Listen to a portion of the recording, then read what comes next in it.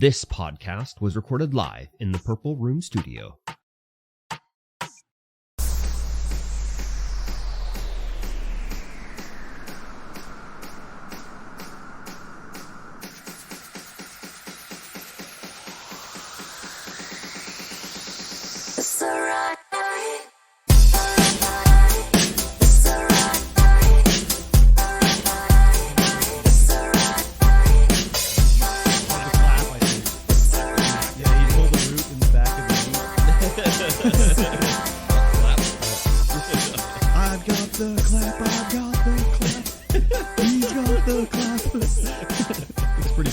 Chats are pretty damn good, actually. Yeah.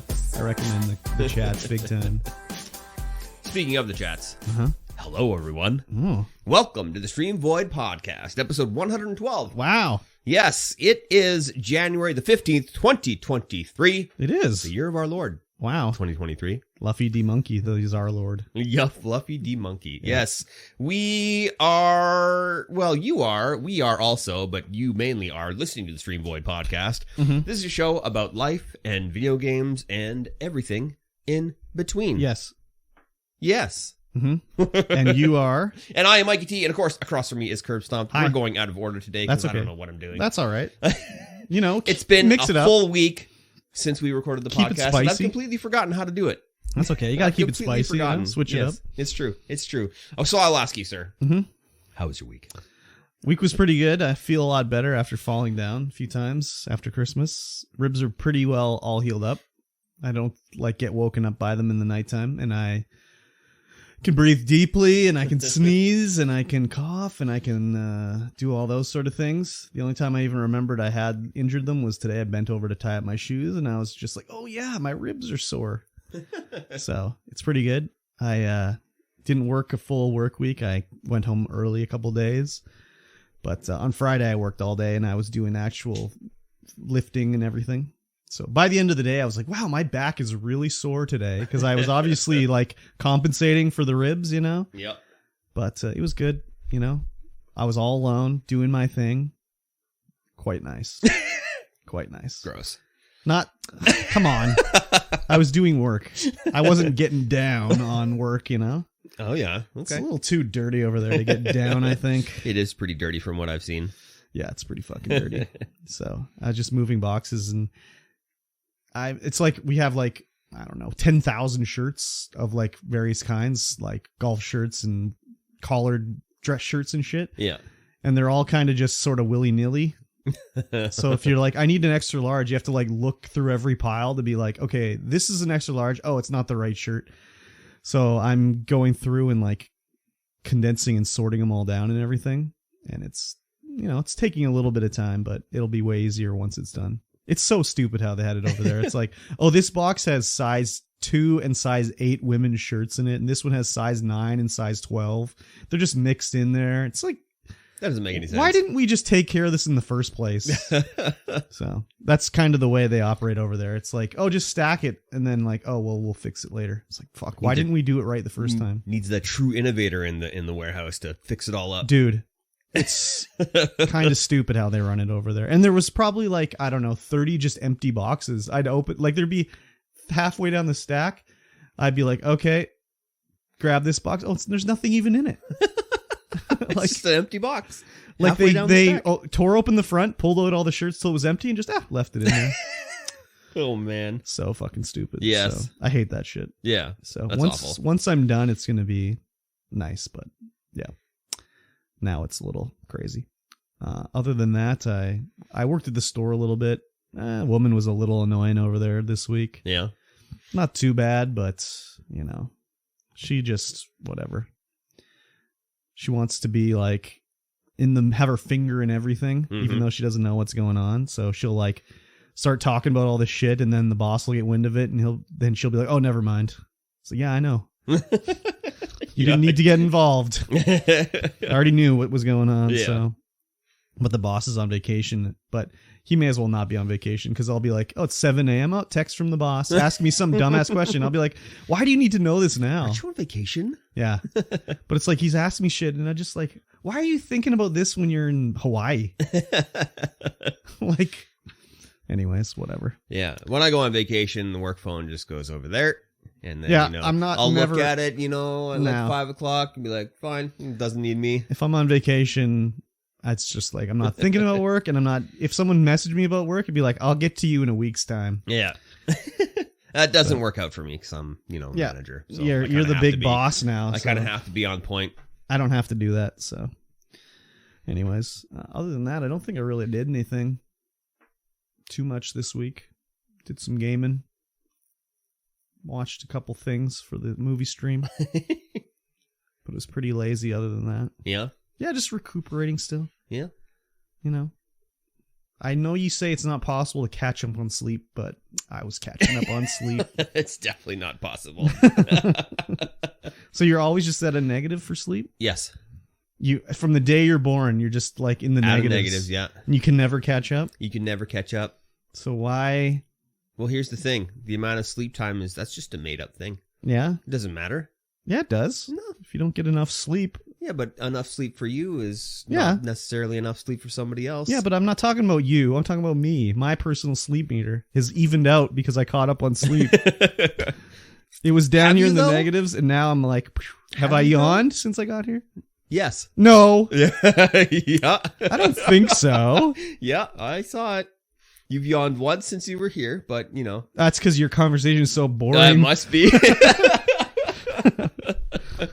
Well, I don't remember yawning, but I'll take your word for it. It was a small yawn that you sort of Maybe stifled. I stifled a laugh. No, it was a yawn. You started yawning, and I was like, yeah, there's a little bit of a yawn, but it was very Okay, small. so it was minute. Well, you just needed an extra hit of oxygen in your lungs. I'm a little behind on the sleep. I need an extra 30 minutes of sleep, and I'm all caught up. Yes. So yeah, I've been doing a lot of that. Anyways, when you're not, you're injured, you need your rest. Yes. To heal up. Yes. So you heal better when you're asleep. So I've been doing that a lot because I was injured. If your body's not worried about moving around and digesting food and shit, then you can sleep better and heal more. Yeah. Yeah. What he said. Yeah. There you go. What about yourself? Work wise, was that this last week I did the big presentation? You said, you talked about it last week that you were going to do it and making a PowerPoint. Yeah, making PowerPoints, doing the big presentation. That went off okay. I don't know. Didn't really get any feedback. Everyone said it was good. Via the internet? Yeah, via Microsoft Teams, because that's how we operate. How long did it last? Like half an hour. I thought it was going to last longer. Pshaw, then. But I gave 2 presentations, and there were not many questions till after the end. Yeah. I mean, the whole meeting lasted probably about an hour. But the presentation probably only lasted half an hour. No one's asked. I mean, whenever I've been have the unfortunate circumstances to be in a conference call like that, I would never ask a question because it's I don't understand, but I don't want to be on this conference call anymore. I'll get clarification later. Yeah. And then when anyone asks a question, I'd be like, oh my God, shut the fuck up. Why are you so stupid? I have mandatory 2 conference calls a week, and last week I had 5. Oh my God. The worst. That's all right. Could they have been replaced with a quick email? No. Oh. No, these were full on discussions. Okay. About stuff. I mean, one of the ones on Tuesday could have been in just a quick email because there wasn't much to discuss since my project is non-existent right now. I hate that shit. I hate that shit. But it was it was all right. I enjoy talking to our project manager. Who I guess is that's from the main primary. I guess that's a little different too if the people that you're dealing with aren't annoying as hell. Oh God, I had one on Monday too. Wow, even more. Yeah, this was a training conference call Fun. with one of the other primary contractors, and we went through it, and we're like, yeah, we already know all this. Oh yeah, we're literally already number 1. So yeah, get the fuck out of here with your bullshit. Just hang up on them. There's a couple of new things in there that I was like, okay, this is how you guys want this done. This seems good. I think we'll pick this up and start doing this from now on. But a lot of the other stuff was just like, yeah, we already know. Yeah, we're already number 1 on this. You idiots! What do you think you're talking to? Think we are? Talking to Mikey T here. Yeah, come on, Mikey T and the crew. Come on, and the Fiber Friends. Exactly.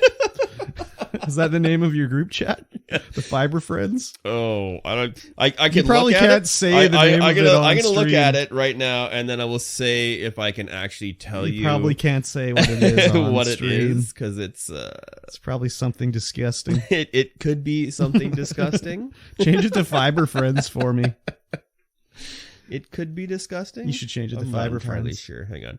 It's okay. No, it's not something disgusting. It's, Okay. I can't view the full thing right now. It's Sky Captain, SSU, SGU, STU, and something else. What's with all the letters? They have it's specific equipment. All those letters, Oh, acronyms.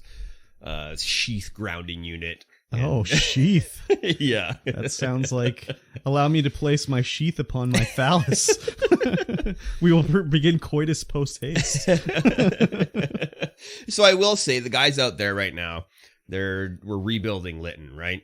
Oh, And yeah. That place burned down. that place, yeah, and sadly burned down twice. They had multiple fires there. Maybe over that's the when you last throw couple in the years. towel. Like, let's not rebuild. And so we're working on the highway, bringing stuff in, and on the lines, because there's a kilovolt line that crosses it. Mhm. The induction is charging the cables with electricity. Mm. So when the guys are like opening the cables up to work on them, they're getting electrocuted all the time from the kilovolt lines. Wow. Need a ground on that or Yeah, something. because we didn't build that particular line.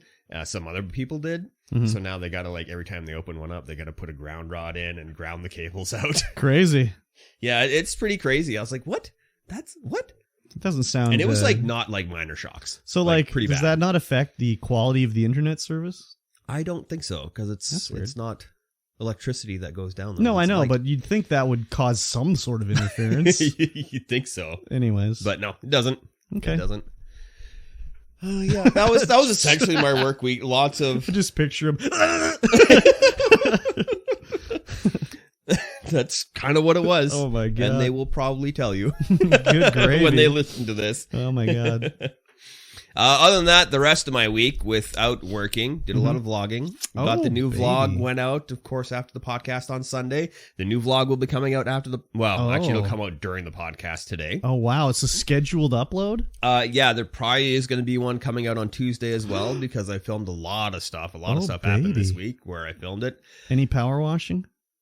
Yeah, there will be power washing on the next one. Man. Crazy. Because I went out yesterday to do some filming Yes, you did. of the power washing. Mm-hmm.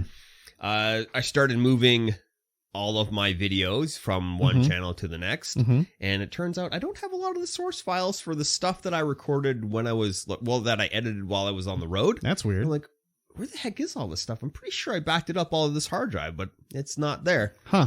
So I had to download a couple of the videos from YouTube to transfer them over with the sad. thumbnails. Yeah. That's too So bad. they're not, I don't think they're full on 4K. No. No, I don't think so. So yeah, moved. I got most of the main ones over there. They're just scheduled to come out a couple every day. And yeah, a couple of lost ones. Wednesday night, did a little games night.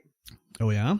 Had some people over to play some board games. Oh yeah, that's right. You did. Yeah. Yeah. I messaged you and you Yeah. didn't respond to me till like a little ways I was after. just like, tonight? I hadn't picked my phone up after that Yeah. because I was too busy filming and Yeah, it was playing like, do you games want at the to same play time. board games? Having people over. And then I saw the message later and I was like, does he mean right now? It's like, I'm at home now. Like, it's a little late for me to come over there now. Yeah. And then actually last night, our mutual friend Miles invited me to play Oh, the latest wow. version of Oligopoly. Oh, wow. Yeah. Crazy. I was like, damn it, I'm busy. Damn, that's crazy. Yeah. I need That's to. his board game. Yeah, the one that he's created. Yeah. So I wonder if he's going to get that published anytime I'm sure he would like to try too. Oh yeah, for sure. There's a lot of intricate pieces in there, which is kind of nice. He is a board game guy. Oh yeah. And he's a good I'm gonna totally diss him right now. He's a good guy, but playing board games with him, not the funnest time I've ever had. No. Because he's the type of guy will be like, okay, we're gonna play this game. No one's played it before. Here's the rules. So we learn the rules, and then it's like last turn, he'd be like, oh, I forgot about this rule, but I win. It was unintentional, but it was just like, okay. I didn't even know you could do that. So Yeah. yeah. Pretty crazy. Yeah. I also did a lot of 3D printing. Not a lot, but, some 3D printing. I got my new filament in. Oh. Got it on the board, but this filament shrinks. It dries really quickly. Oh, and when it dries quickly, it shrinks on the bed, so it didn't stay stuck to like the printing bed because it's not hot enough down in the basement here to keep it stuck. So I had it shrinking on a couple of corners, which made it like bow up in the corner. I mean, the print turned out okay. It's usable for what it is because it's just like a pen holder for the Gridfinity system. Yeah. Which if you've watched the vlogs, you know what that is. And I unboxed the printer, filmed it all, and started editing it, editing the unboxing video and me putting it together and stuff. But the audio is garbage. It starts randomly distorting, and I'm like, why is it randomly distorting? What mic were you using? I was using the Rode wireless Go-2s. And I'm like, why is it distorting? Yeah. Like distorting how? It would just like start distorting and then be distorted and then not distorted. It was like a slow build, like someone was turning the distortion dial up. Oh, crazy. And then back down again. I'm like, why is it doing this? Huh. And then I was editing the video again, another video, and I noticed that I have the microphone like right up against my neck here, and so when I tilt my head and my flesh covers the microphone hole, it distorts. Oh. Yeah, I was going to say, you should have the little muffler on there. So I think that'll prevent it. Yeah, I think so as well. The other thing, too, I saw in your thing, I was like, why is Mikey's face blue? Like, what is going on? I couldn't figure it out. And I was like, oh, he's using the wireless mic, and the blue power light is shining on his face. I didn't even notice that. I totally noticed it, because I was like, why is his face blue here? This is so weird. And then I was like, oh, he's using the Rode, and he doesn't have the little muffler on it. Yeah, I took the muffler off, because I didn't want to have it like super visible, but I guess it is super visible with the blue light. Yeah, I totally noticed that because I was like, why is his face blue? So yeah, you should slap the muffler back on there. Yeah, I think so. Yeah. And I did a lot of filming with my phone, but for some reason I don't know if I talked about it last podcast, but the HEVC codec thing plugin wouldn't work. Yeah. And I couldn't use it wouldn't recognize my videos from my phone. Yeah. And so when I loaded them into DaVinci's Resolve, it recognized them, but man, it was like 240p. It was just garbage videos. I'm like, oh, weird. Well, I did all this filming and I'm going to include it in this vlog, but yeah, it does not look good whatsoever. You just have to record your own voiceover. Just get out the parts of you when it shows your face talking and just show the above camera. Oh, yeah. And you have to re-record just your own audio. Yeah, I started doing that. Oh, yeah. God. Yeah. And then line it all up. Yeah, that's gonna take some time. I was gonna have that scheduled to come out yesterday, but I'm like, oh my god, I got to re-record so much audio for this. Yeah, that sucks, but oh well. Yeah, and I'm kind of still thinking about what days I'm gonna stream and if I'm gonna be able to stream because editing takes up so much time. I need to find an editor for sure. I don't know if I'm going to be able to do any other YouTube video other than the vlogging at this moment, just because it just takes so much time. You got to like do the vlog. You got to like do the activities that you're doing. Yes. And then, think of the way to film it all, get all that footage together. It's kind of working out right now with that because I'm editing every day. All the footage, I just get it off, edit it, and then it's done. And then I don't have like this big backlog of editing that needs to happen with the vlog. Which is working out, and Trello is definitely helping out with that, which is the management software that I'm using. I got to figure out how to actually use that Trello. Yeah, it works very well. I've created a Purple Room Studios one so that we can have kind of like a global one, and I can invite you to the board. Maybe do that so I can actually look and see how you're using it. Yeah, because when I was looking at it, I just was like, why don't I just write this on a calendar? Like, what's the point of this? So I'll have to check it out, what you've done, and then maybe I'll have an idea. Yeah, for sure. Other than that, didn't really play any video games. No gaming? There's one VR game that I started playing. Oh, what the hell is it called? I can't remember what the heck it is called. What's it about? It is a on-rails shooter. Oh, Galgun. No. Oh. Oh. Though that is an on-rails shooter. Yeah. No, it's called Pistol Whip. Pistol Whip. Yeah, Pistol Whip. Is it like super hot? Kind of. Yeah. It's kind of. It's on rails, but it's to a beat. So like you have to shoot to the music, reload to the music, and everything happens to the music. All the bad guys pop out to the music. Yeah. It's fairly fun. The graphics are really like they're very much in the vein of Super Hot, where they're very minimal. There's lots of colors though going around, lots of glitching, but they're very minimal. And there's a bunch of different storylines you can play through. So the first one is you wake up on a planet and you get turned into like a robot and you have to fight your way out of there to like some crazy electro techno beats. Interesting. It's fairly fun. The on rails part is very comfortable, which is surprising because when you're moving without moving, it can be very uncomfortable. But with this, it's fairly comfortable. My only gripe is that you only have one gun. Okay. You can't dual wield? You can't dual wield. So actually when I was playing the first time, because when you're in the menu, you can, whenever you shoot whichever gun, that's the gun hand it goes to. Oh yeah. And so I was selecting stuff with the left hand. And so when I played that whole storyline, I had to shoot with my left hand. I was like, what the heck? Sucks. How do I switch? Yeah. And there's no way to switch it in the options. Like, wow. Big mistake. Yeah. And then the second one that I played is like a Wild West one. A Wild West. And you have the cool part was going on this train and you have to go from the back of the train to the front of the train. But then you like go through all the cars and suddenly there's like dudes on horses riding past and you blast them with your shotgun. It's pretty fun. I don't know why, but when you talk about, as soon as you start talking about riding from the back of a train to the front, it made me think of that crazy 4-player game we played that's in Japan. Oh, Nippon Marathon? Nippon Marathon, yeah, because there's a level where you're on the train, the like bullet train. Yeah. As soon as you said that, I was just like, Nippon Marathon. I don't know why. Cool. Yeah, and that's pretty much all I played, other than Barrow Trauma. The only game I really played a bit this week was Satisfactory.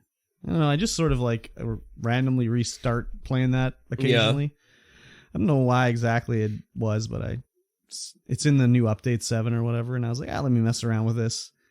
And I just got up to Coal Power last night and, just messing about. But as I was playing it, I was watching a YouTube video, and I learned a new thing that I never knew before, where whenever there'd be like a tall thing, like with one of those stupid orbs that would talk to you, you'd build like ramps up to the top. But there's this guy playing and he's like, oh yeah, I was trying to collect wood and I found that you can just climb this. And there was like these wooden things on the side of the cliff face, like vines and shit. And he just climbed up the wood.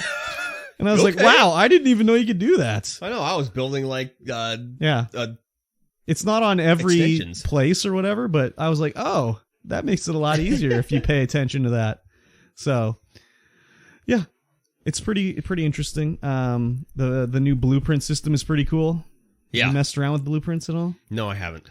Yeah, you build the big blueprint grid. It's like a big building, and then you lay down your whatever, and you save it as a blueprint. Mm-hmm. So, like, if you put down... What I did is I put down a splitter and put in the belts going into 2 smelters, and then them joining together in another merger at the other end, and you just save it as, like, ore... whatever, 60. Yeah. And then when you find a thing that's getting 60 ore, you just pull out the blueprint, be like, put it down, and it just builds the whole thing. It's all ready to go.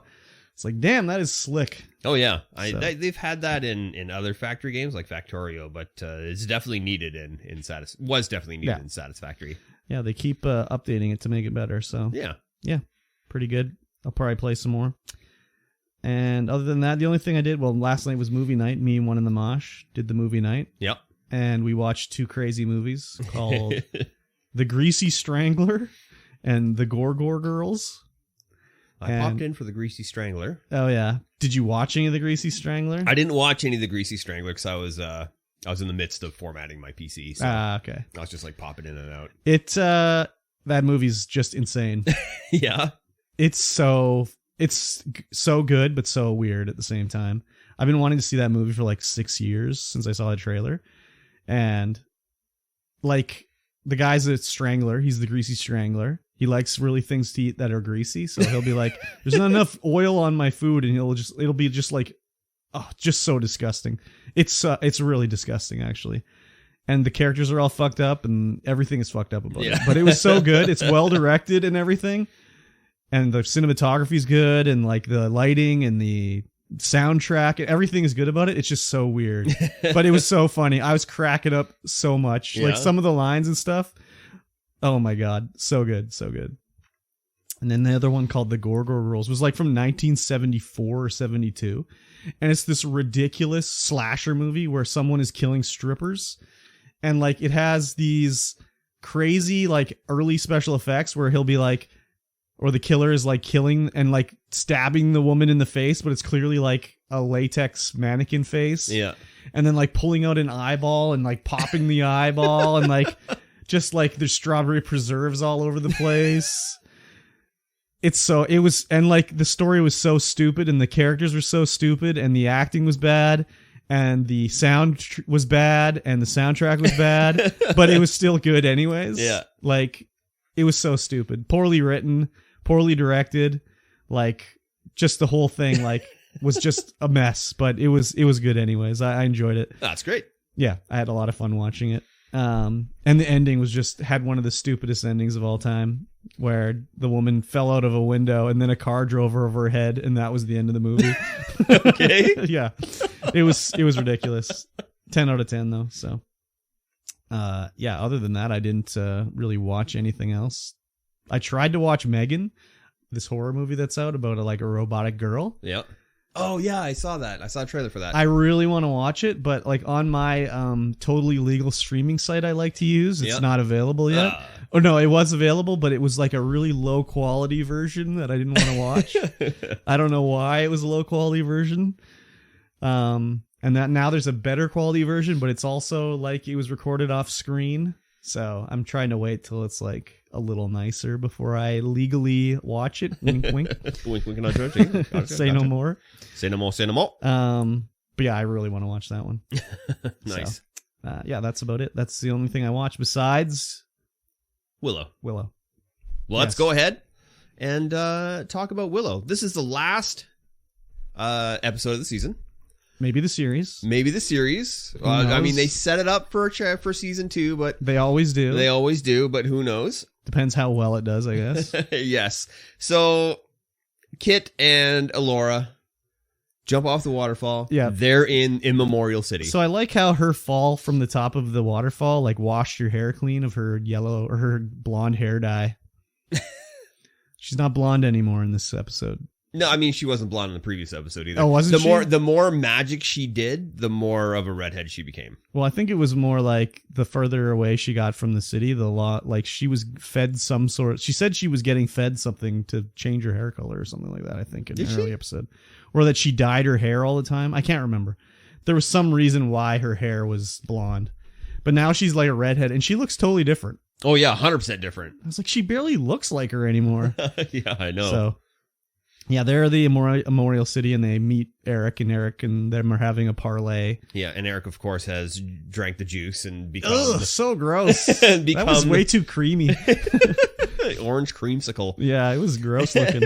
And so he's been corrupted by the crone and is now, Bad Eric. Bad Eric. Barrick, I believe. Barrick. Yeah, and they're negotiating with him, and he's like, I'll come with you. All you have to do is listen to the crone's offer, and then we'll totally leave. Like, if you don't want to do it, no problem. So they talk to the crone, who is like, she looks a lot like, with dark hair, she looked like Daenerys Targaryen from Game of Thrones to me. Except she had dark hair. I don't know, just the eyebrows maybe or something. Not quite as expressive, but anyways, she looked like it to me. Yeah. So the crone is not very cronish at the start, anyways. And she eventually convinces them to step through the crevasse in the room where the goo is flowing out of. Go like have the worm dream and go into the fakeness or whatever. Yeah. And so inside it's all like super nice. Kit and Elora both go in at the same time. And it's all super nice, Reminded me. Sorry, go ahead. No, go ahead. I was just gonna say it reminded me a lot of when in True Blood Suki went into the fairy realm, where everything looks really nice on the surface, but then it's like, oh, actually, it's really bad here. And yeah, inside is all their friends. All their friends are there. Sorsha's there. Kit talks to Sorsha, and they're like, "Oh my god, you don't have to grow up and be a princess. You can do whatever you want." I know it was like fake and everything, and when they went through, like you'd think we went through. Maybe there's other magic going on. But they go through and they're not like, oh, this is fake. It's just like, oh, Sorsha's here. My mom. I want to talk to my mom. It's like, wouldn't you be like, hey, this isn't real? Or like when Alora starts to talk to Eric, it's like, you didn't follow us in here. Like, this can't be real. But they kind of go along with it anyways. Yeah. And so it's like, this whole gathering is Eric and... Laura's wedding. Laura's wedding, yeah. Mm-hmm. And so they get married and stuff, and they're going up to the altar, and they're like, you gotta drink the juice. Yeah. While this is going on, all the other crew has come to the Immemorial City. They yeeted themselves off the waterfall, minus Willow. And they're like trying to sneak their way into the Immemorial City. And of course, like, they really love to write for Borman, man. Well, yeah. He always gets the highlights whenever he's on screen.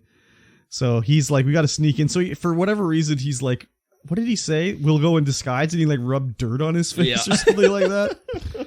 Anyways, they're doing like their whole jokes and japes getting there. But, Graydon is trying to open the door with his magic, and they can't get the door open in time. So the little evil wind blows over them and turns them into stone statues. Yeah, they all get turned to stone. Yeah. From the storm that was approaching. So they're right outside the door while they're inside the goo realm. Yeah. Yeah. And the wedding is happening. Yeah. They're up to the altar. Alora's all blonde hair again in the dream here. And they're like, the crone is officiating the wedding. Yeah, and the whole thing is like, oh, all you have to do is like accept the worm, and we can change it and go back in time till nobody died because of you or whatever. Yeah. And it's kind of like, will she or won't she? And then she's just like, yeah, I'm kind of over you. Yeah, I'm not even. You're kind of acting creepy here now. I don't want to marry you. She's like, I'm not acting creepy. She's like, you're kind of acting creepy. So then, things are not going well. And then all of a sudden, Willow shows up somehow inside the dream. Yeah, Willow just shows up inside the dream and just unleashes hot How magic. did he get in the building? He just yeeted himself off. But the door was closed. Did better magic than the rest of the people. Okay. Don't think about it too much is what you're telling me? Don't think about it too much. You got to suspend your disbelief a little bit harder than you're currently doing. So, yeah, Willow breaks the illusion, breaks them out of there. Everyone gets saved from their stone bodies, because even Kit was turned into stone because she, like, rejected the offer, basically. Yeah. And then it's like battle time. Everybody's got to fight. Everyone's got someone to fight. Yep. Because all the other Cenobites, quote unquote, show up as well. Yeah, exactly. That's a good name for them. And we see Laura and the crone doing battle, but like the crone's way too powerful, and then Gray hops in with a giant spell. Yeah, all of a sudden he's a super wizard. All of a sudden he's a super sorcerer, wizard, I guess. The crone is very cronish now. Yeah. She lives up to her name. Oh, yeah. She turns into her, crony apparition. So the one thing I forgot to say is in the fake, like, dream realm, there was, like, Mad Mardigan was talking to Kit, and it kind of sounded like Val Kilmer. Like, they had a fairly good sound-alike, but it was not, like, that good. Yeah. Because part of the time I'm like, oh, this sounds really like Val Kilmer. And then it would be like, no, it's not that good. And then it'd be like, oh, yeah, that part sounded like Val Kilmer. And then it was like not good again. I was really hoping for a CGI Val Kilmer, but I should have known better. Like, this show doesn't have the budget. No. They blew all their budget on nebulas and the crone. The crone. The crone looked really good, I thought. She was very juicy, too. Super juicy. But Graydon does his spell. Almost gets to the crone. Yeah. But the crone, like, outpowers him. Yeah. And then it looks like the crone disintegrates him. Yeah, blasts him into the worm realm. Yeah. And disintegrates him. And then Alora's like, she's like all jacked up on whatever now. Yeah. She kind of got over it pretty quick, though. The crone breaks, the twig. Wand? Yeah, the twig wand. So all of a sudden now Laura can just cast a spell without a wand? Is that what's going on? She's the savior, you know? Yeah, but that's nothing ever that's been happened before for them. No, definitely not. But yeah, she just casts magic. And she doesn't need to say anything. Like everything else, they have to be like, hullabaloo, skimming-a-doo. Bippity-boppity-boo. They have to say some words to cast a spell, but now she's just like air bending. Lightning bending. Yeah, exactly. Yeah, that's it. So she's all powerful. Yeah, exactly. So they have a battle and like, you know, she uses the power of, I don't know, she didn't really seem too upset about Graydon. Like, she was pretty upset. She was upset right then, but then like 5 seconds later, she's kind of like over it almost. No, she's just got to focus up and kill the crow with her magic power. She's very angry. She's very angry. That's while for sure. This is going on, Borman's finally like, you got to wear this armor. This is for you, obviously. Yeah, for Kit. So he gives her what is it even called? I don't even remember. Chimerian cuirass. Yeah. And she puts on her Iron Man armor. Yeah, she puts it on. She puts in the key thing. I can't remember what the hell that thing is called. And it just works. Yeah. And it just goes full like nanobot Iron Man armor. Yeah, it just snaps all around her and stuff. It was even like has the glowing chest part. I was like, all right, they really liked Iron Man. Anyways, she's like, got the armor on so she can fight Eric. Yeah, and it's like full body armor, like a bodysuit. Yeah. All the way down. She has an epic battle. Pretty cool armor. She has an epic battle with Eric. Yeah. And Eric, meanwhile, has gone like full demonic. Yeah. He's like, no, I'm your king or whatever. Yeah. I forgot one other thing too I want to say. Right before they yeeted themselves off the waterfall, Borman... No, wait, was it before or after that part? No, I think it was when Borman gave the chess piece to Kit. And he's like, you know what? I figured it out. This is not my story. I'm like here to help you. So here, this is for you. Put this on. And then that was funny because that was a little fourth wall breaking. Well, I don't really think it was fourth wall breaking. I think it was more like he's like, I'm not the hero. Yeah. Like, I'm here to help the hero. And then he's like, I'll go hold them off. You go fight. And he closes the door and like is going to fight the Cenobites outside or whatever. So anyways, Kid and Eric have a fight. She eventually overpowers him. And, he knocks him out and Willow breaks his staff and is like, give him the crystal. Like, here, take the crystal, talk to him, call him back from the darkness. And they have like a little heartwarming moment where they talk to Eric, I know you're in there. I know it's scary and you're alone, but come back to me. I need you. You're my brother. And he comes back and everyone's happy. And, they're like, we're out of here. We've done it. Poor Graydon, but we'll see you later. It's time to go. And then Alora's kind of like, oh, I saw the worm. The worm's just waiting back there. He's not done with us yet. And Willow's like, they imply like, oh, the next season is going to be something or whatever. The other thing too is right afterwards when they're all reuniting and Borman comes barging in like after, he defended everybody outside. He just comes to the door and resheaths his sword because it's like extendable sword or whatever. Yeah. He resheaths his sword. He just walks in. He's like, I want my mom. Yeah. And then after all that, Graydon wakes up he's in a fever dream.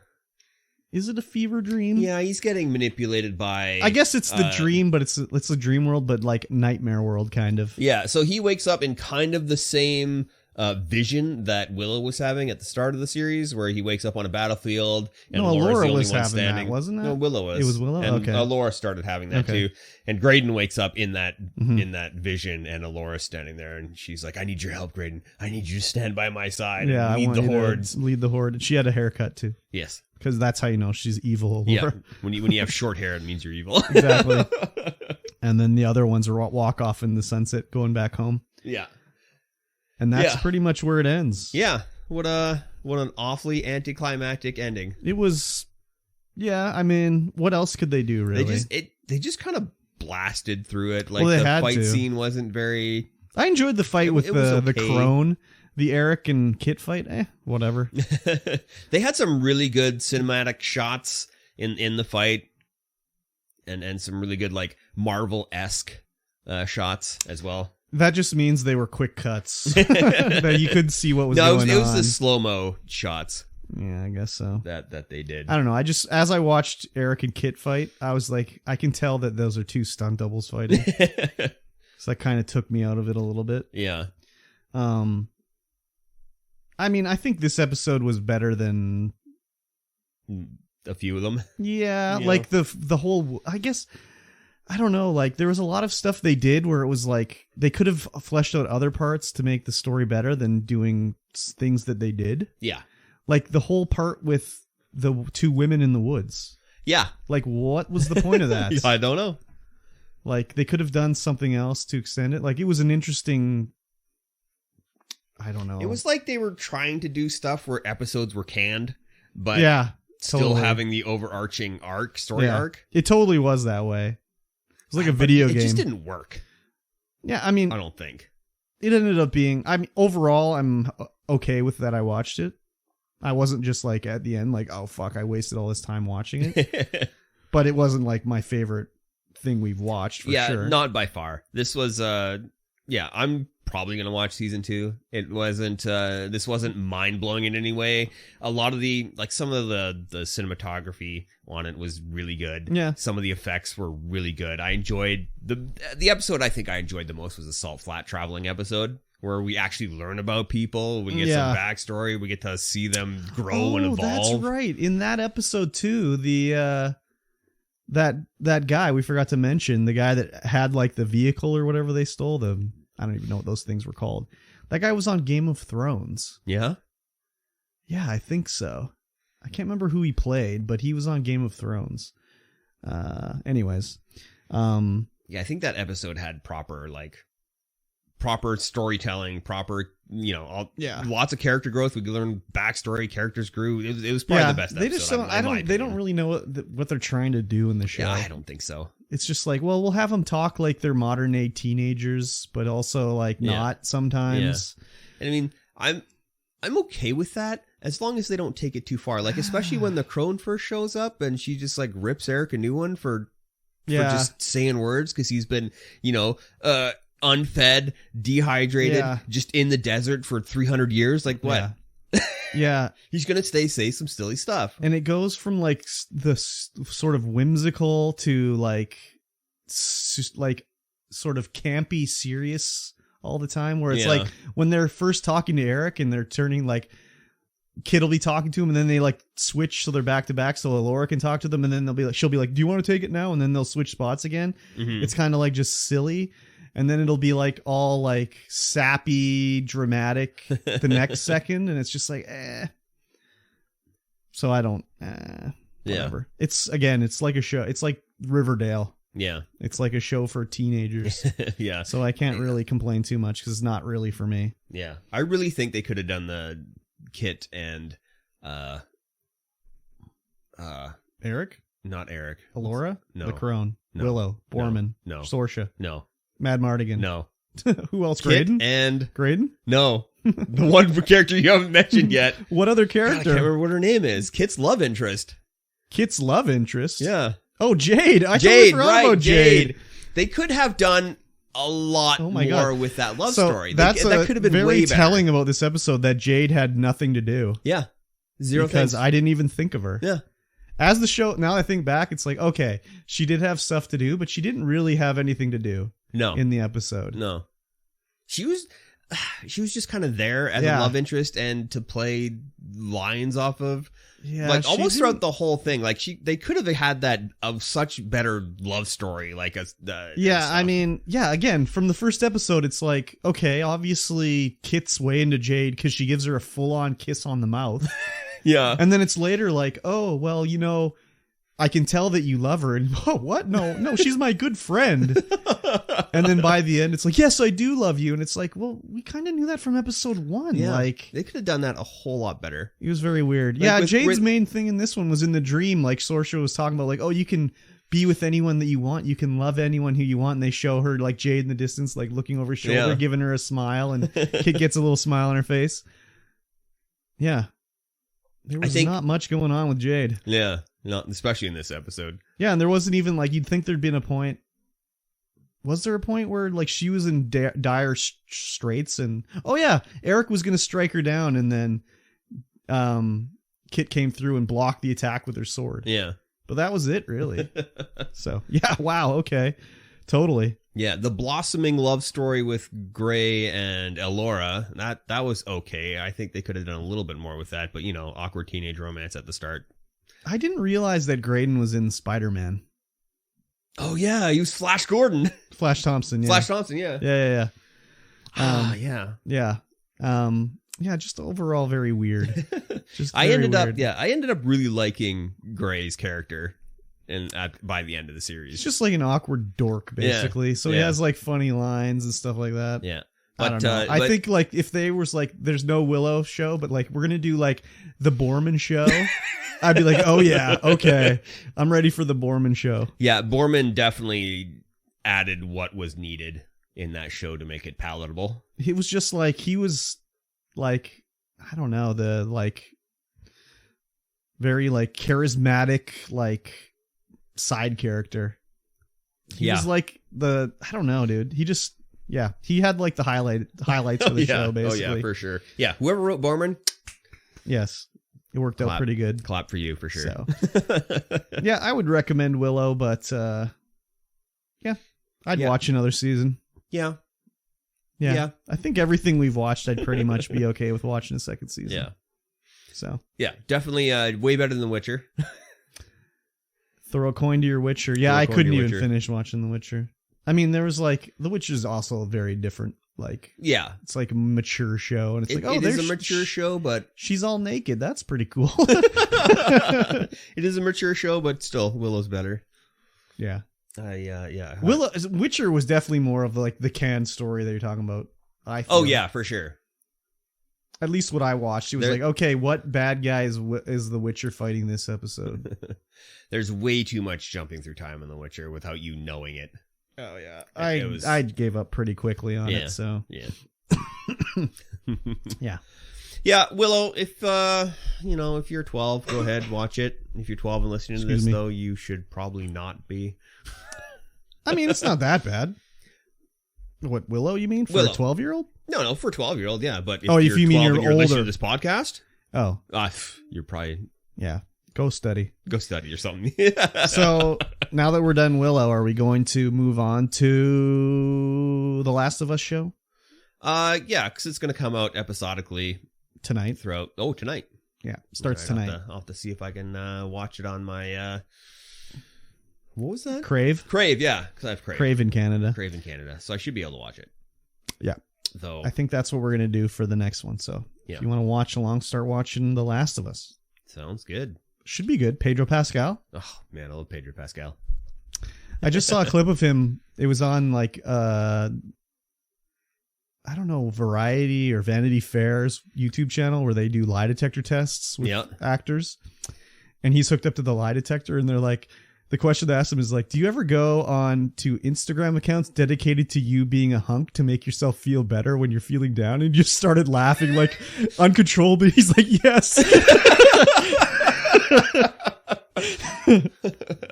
So it's so funny because the only thing I really know him from is Mando. Oh yeah. And so watching him like be jovial and laughing is kind of odd. Oh yeah. Yeah. Well, I don't think he's going to be jovial too much in the Last of Us. No, so. Probably not. I think it'll be okay. Yeah. All right, ladies and gentlemen. Yes. Game Club. Oh yes. Each week we play a chapter or a segment or a timed interval of a video game, and then we talk about it. Yes. And of course, right now we are playing Plague Tale Requiem. Requiem? Is that how you pronounce it? Yes, I have decreed that is. Wow. Okay. We are currently on chapter 11. Yes, we are. And it is called The Cradle of Centuries. Yes, it is. This episode chapter, no fighting. Yeah, zero fighting. It's all puzzles and rats. You can barely call them puzzles. Yeah. They're just annoying, basically. I did learn something in this chapter by accident about how the game plays. So that was kind of interesting. And it's kind of like, oh, could I have used this before and maybe solve some of my complaints? So I won't say what I was discovered till we get later, but as I did it, I was like, wow, I wonder if this would have made the earlier chapters a lot more palatable. So when we get to the part I did it, I will tell you what I did. All right, sounds good. So we had just come out of the fortress. Yes. And we're now back into the festival area, Where which has been dead. completely taken over by rats. Yes. How did these rats dead. get here? I don't know. Is there an underground tunnel from the mainland to the island? Probably. They just come underground. Or the rats were just chilling. I guess there's probably... the rats are just chilling. Later we know. We find out the rats are just chilling. Yeah, they're here. They just were like, I don't know, waiting for something. Yeah. So yeah, there's just rats everywhere, and we have to get our way through. And this involves a lot of like Sophia using her gem to make a light for us to walk through. Yeah. So this first puzzle, you're by that one shed that you get to go into before, and there's a brazier burning on a cart. Yeah. And so you have to like shoot an arrow down to a thing, use Sophia to get down there, and then shoot a grappling hook back and pull the cart. Yeah. Because it's got a big block in front of There's it, a which log in front you of could it, definitely have lifted. But, for gameplay's sake, we won't worry about that. Yeah. And so that cart rolls down, and then I was assuming you have to push the cart. Oh, so I get on the cart, and I'm just sitting there. I'm like, okay, well, it's not moving. So I'm going to go ahead and see what else I can do. I'm like looking around, like, well, all the lights are very far away. Yeah. I can't seem to progress. What the hell? Uh-huh. Why can't I push this cart? And I'm like, oh, I can't push the cart because Sophia won't attach herself to the cart because I can't push the cart without Sophia. She wouldn't grab it? She wouldn't grab it. Why not? I don't know. Just a glitch? Just a glitch. So I grabbed it from another side, and she eventually got her way out from wherever she was stuck and grabbed it. Oh, that's a pain. Yeah. So throughout the entire chapter, Sophia was constantly getting stuck when I needed her to do shit. Really? Yes. That must be a PC problem because it could be. She was not stuck for me on... she just got stuck on everything. On console. I would be like, hey, can you do your gem thing over here? And she's like, no. No. Like the prompt wouldn't even come up. Really? So I would have to like do the gem thing on the light source that was right next to me and walk backwards to the next I did source. that a few times, and then I would switch to it when I got to the closer to the next one. But she never really gave me that much trouble, thankfully. Oh God, what a pain. Yeah. There was a couple parts where I'm like, what am I supposed to do? I'm like, oh, Sophia's not doing what she needs to do, so I can't do it. Again, there was a few things too they did in this that I didn't like, where I don't know, maybe you can get back in that shed where you're talking about what the card is, but like I don't know if you can. I don't think you can because like I don't think you can either. I died and I like restarted and I was like looking. I'm like, I don't see the ladder anymore, so I don't think you can. But like, why did they put the prompt for you to try the door? Right? Because that immediately gave me like, oh, I must be able to get back in here. Yeah. So then I did a whole thing where I tried to walk around to the back. There is a little treasure back there that you can get, but it was like, why would they do that? So stupid. Yeah. Anyways, this whole thing, you push the cart. You light a few fires, you use the gem, you get up into the map room, which is where we went to initially. And it's kind of like, oh, well, where do we have to go from here? It's like, well, let's just knock this fucking pillar over and see if it breaks the floor. And it does. And it was like, I think that if you would like walk heavy on that, it would have broken. Oh, yeah. It wasn't that, wasn't that thick. Yeah. Anyways, we descend down into like the bowels of this temple, basically. Yeah, it's a huge temple. And there's apparently Greek fire, barrels of Greek fire just killing. So when she's like, oh, that's some Greek fire. And I was like, wait a minute, Greek fire? I was like, when did this game take place? Like, they don't know how to make Greek fire anymore. They don't even know what Greek fire is. So afterwards, I Googled it, and it's like, okay, she might have known what Greek fire is, because it was only like maybe 200 to 300 years before that when they stopped. The record of Greek fire stopped of being used. So maybe she would have known about it. But like, I think she would have been like, holy fuck, Greek fire. Like, this is worth like a lot of money. We need to figure out how to do it. But no, we're just going to go ahead and blow these barrels up. So she puts it next to the door and we blast the way she in. she goes, picks it up, this huge like barrel of Greek fire, fire, puts it next to the door, and she's like, there you go. Yeah, just like, blow it up. Okay. Yeah. How did you do that? She's fucking jacked, man. How in the hell did you pick that? And it's a copper tank. Yeah. Like, it's made out of copper. But it had like a wax lid on it or something like that. And it's just full of Greek fire. The other thing too is like, I don't think Greek fire would I think it would just burn. Like, it's not explosive. It's like napalm basically. Yeah. Anyway, whatever. It's a video game. Like, it's a video game. It's a 20-gallon barrel of Greek fire in a copper enclosure. It's fine. So we get to I think the first thing we get to is a puzzle room where there's these locks on the door, where we have to move these big ass bolts. Yeah, there's a bunch of little Greek fire puzzles. Well, I guess and stuff. Yeah, we get through like, and then we get to like the rat infested. Yeah, the room, big room where we have to like push a bunch of carts, get through. So with that one, I went down off to the side and I found a little side room where there's like a map, designs and shit like designs that. It had the designs for the castle in the first game where you had all those moving braziers to and that's where your home base is. So, and then I was like, how the fuck do I get out of here now? So then I like climbed up and died, and then it was like, oh, I have a quick save that is down here as well. Yep. So I was like, what the fuck do I have to do to get out here? It thankfully didn't take long, and I was like, okay, if I fire an arrow up here, I can climb up a flaming arrow. But I was just like, oh my god, like what if I didn't have an arrow down here or something? Yeah, you'd be screwed. If you didn't have an arrow or a pot, that's it. You're done. So thankfully I got out of there. You're restarting the entire level. But that thing was just like move the little things around until you can blow up the barrel to blow up the blockage to get through. Yeah. Nothing too crazy in there. These braziers were on track, so you couldn't like push them wherever. Like, it had to follow a track. If it was like an actual puzzle, I mean whatever. But this was like just a time waster. Yeah. To be like, oh, you have to work your way through here. It was not challenging, really. No, it was have some additional gameplay.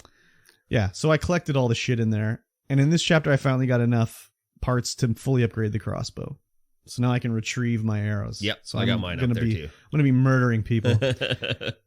So then after there, we get to the room with the... Yeah, and this room where you push the braziers is huge. Like, it's like a giant cavern with like a huge bridge. Yeah, it was a really cool set piece. And you get to the bridge and you go across, and this is where the last battle that Ayla had to get to what's his face? I thought for sure that what's her name was going to take her helmet. Or armor or something. Just the helmet was so like ornately designed. I was like, oh, obviously she's going to be wearing that. But no, she just left it behind. So I can't remember what the guy's name is. The carrier, the first carrier. Yeah, I can't remember either. But yeah, Ayla's there, his protector, and she was fighting her way to get to him because he had been locked up in this place.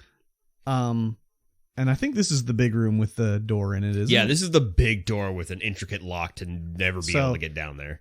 Yeah, so I was like, okay, this is going to be the puzzle where you have to pull the one crank and it moves the top and bottom, but then if you pull this other crank, it puts the top one back over, and then the middle one retracts. You have to pull them in the right order till they're all gone. Yep.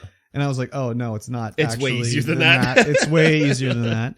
So, but I did it, and it's like, get Sophia to pull the crank, and then you get Hugo to hold it lock it in place. Then get Sophia to pull the crank, and I'm like, I did it, and I'm like, what the fuck am I missing? Like, why can't I not get this to work? I don't understand. And they did a really bad job of showing you the view that the gate behind you opens up. So there's a side alcove you can go into to pull out a cart. Because I did it like 3 times, and then I was like, what am I missing? And I'm like, oh, it opened a side door for me. So then as soon as I found this cart, I was like, oh, you can shoot it's like one of those posts for doing the grappling hook. Conveniently, and you can use it to grapple hook to the brake and have it pull the brake down or whatever. But also when I'm doing it, the game glitched a bit, so I thought I was on the right path because I had Sophia do it and they lock it over here. Then I have Sophia pull it and then I pull the lever, and then I looked over and I told Sophia to cancel what she was doing, and it stayed locked into place over there because Hugo's holding the brake. So I let mine go and it didn't go back. Oh. So I'm like, okay, I did it. And I ran over to the wheel and I was like, I can't do anything with this wheel. Like, what am I missing? So then I was like, okay, whatever. I went back and I pulled down the brake to lock it in place, and the pegs came back out to lock it into place. And then I let the thing go, and then the locks retracted. So I was like, oh, it was like a visual glitch. So I was like, thought I was on the right path because it didn't go back and like reset. Yeah. So I wasted more time because of that. This game is way glitchier than the first one. Oh yeah, for sure. It was funny too. Like before I got to this room, I was like, you know what? I don't know, man. This game, they've taken out any element where you actually have to get Hugo to do anything at this time. And so, and then like, this was right before this room, and then I was like, oh. A couple times. I remember sending Hugo through a crack in a wall to open a door. Yeah, it's few and far between your interactions like that with Hugo. Better or worse than in the first one where it's like, Hugo, hit the brake on that, like, the friggin' water wheel, and he pulls the brake and he somehow can stop, like, this crazy water wheel and stuff. That was a little far-fetched, but still, the amount of times that you're using Hugo as your companion here, rather than just a guy who's your brother who's holding your hand. I think maybe that's a choice they made intentionally, because it's every time it's just like, Hugo's like, everyone dies because of me. I'm useless. I'm a piece of shit. And I'm like, yeah, you are a piece of shit. So maybe it's intentional to be like, yeah, he is useless and he's just causing trouble for basically no reason. Because at this point, Amicia may as well be carrying around a huge piece of uranium. Kinda, eh? So anyways, we get through there and then we get into, like, how long do you think it took him to build this temple? Like 1,000 years? 1,000 years for sure. Like, then there's a giant pit with stairs and doors, side doors and shit. No, this is the giant pit with the bridge. Oh, the bridge, yes. So this is where I discovered something that I didn't remember or know about, where it was like, oh, this probably would have helped me earlier in the game. Because you get to a point where you have to get through the rats to get a stick. Yeah. So this whole thing is you pull the crank, or you hit a crank, a bridge comes up. Most of a bridge comes up. And there's a few pieces that are stuck down. So we have to figure out how to get the rest of the pieces up so Hugo and Sophia can cross. And we have to fall down into the rats to look around. So we get down there and you break a chain and then the bridge piece goes up and you have to get your way through to the next chain piece. And there's like, you can see there's a brazier you can light. You light that, you drop down. And I thought the stack of sticks was just hay. Mm-hmm. So at first I was like, oh, let me hit it with the... Yeah, I thought it was hay as well. The ignifier. It'll light on fire or whatever. So I'm like, okay, that didn't work. So then I'm like, well, what do I do next? So I'm like, okay, I'll draw the rats away so I can get a stick. So I use the Noxium or whatever, and I do it. And some of the rats go, but they don't all go. Yeah. And I'm like, well, maybe if I do it in a different spot. And then some of the rats go, but they don't all go. And I'm like, what the fuck am I supposed to do here? So then I'm like, okay, let me see. I'll throw a pot. Mm-hmm. And it burns all the rats. They get scared away. But then when the fire starts to go out, you don't have enough time to get through. So I died. And then I'm like, well, let me shoot a crossbow bolt over there. So I shoot a crossbow bolt. And then it's like, well, they're kind of not... The rats are kind of away from where I need to go. And it's like, well, let me have to use the Noxium to draw the rest away. And then some of the rats go... So I died like 4 times here. I'm like, fuck, what am I doing wrong here? I'm trying Noxium bolts and like all sorts of shit. And then I was getting frustrated. So it'd be like, okay, I'd light the brazier on fire and then I'd jump down and then I'd like shoot a crossbow bolt over. And then I would like try to switch over to Noxium and I accidentally switched to the tar and I threw the tar at the arrow and it just like went and made this giant light and scared all the rats away. And I was like, is that what I was supposed to do? That would have made things easier. Yeah. And then it cleared a path. You ran over, you grab the stick, and you come back. And I was like, oh my fucking God. I wish I would have remembered that tar would like make a fire go uncontrollable. I didn't have that. I didn't have a problem there. So how did you get through? I can't remember how I did it, but I did shoot the arrow over there. And I think I just, I don't know what I think I used a pot to go and grab the other sticks. Yeah. So that was the other thing too, is like one of the times I finally got through, I grabbed the stick, but then when I went over to the fire, I hadn't lit the fire on. I hadn't lit it remotely. Oh, yeah. So I almost made it to the brazier and then it went out and I died. So then I was getting really frustrated. And that's when I accidentally threw the tar at the thing. And it was just like, wow, this is a game changer. So then on the way to the end where you have to push the cart and you can see treasures off to the side. It was just like, use a tar on the thing I'm pushing. The light's so huge, just walk over, get the treasure. Come back to the cart, push it along, walk over, get the treasure. Yeah, so then I was like, that treasure. So then I was like, is that what I could have done earlier in the game where I was setting guys on fire? Could I have hit them with tar afterwards and then they would have just burnt to death? Because I hit them with tar first. No. That won't work. Okay. I don't think that'll work because I've done it before and it doesn't work. And there's a skill you unlock that'll makes it so if you throw a tar and no, you can make a pot that explodes and kills guys. Okay. Anyways, yeah, I got all the treasure in there because I would just kept lighting the brazier with the tar and it was just like a super blinding light. And Amicia is just like, oh my God, like blocking her hands.